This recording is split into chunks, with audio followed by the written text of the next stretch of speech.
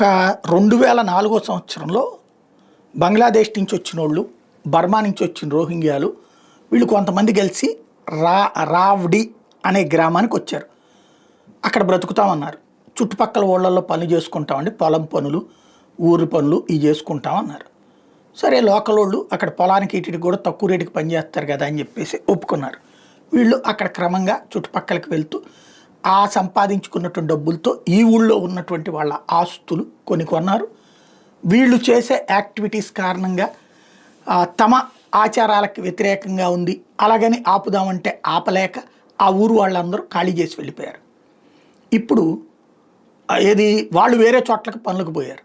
Scene cut చేస్తే ఇప్పుడు ఆ గ్రామం మొత్తం రికార్డుల్లో ఖబరస్థాన్గా ఉందట. ఉత్తరప్రదేశ్లో జరిగినటువంటి ఈ వ్యవహారం ఇప్పుడు సంచలనం సృష్టించింది. అక్కడ రికార్డుల్లో ఖబరస్థాన్గా మార్చేసిందట అఖిలేష్ యాదవ్ ప్రభుత్వం. ఇప్పుడు ఇది పెద్ద చర్చనీయాంశమైంది.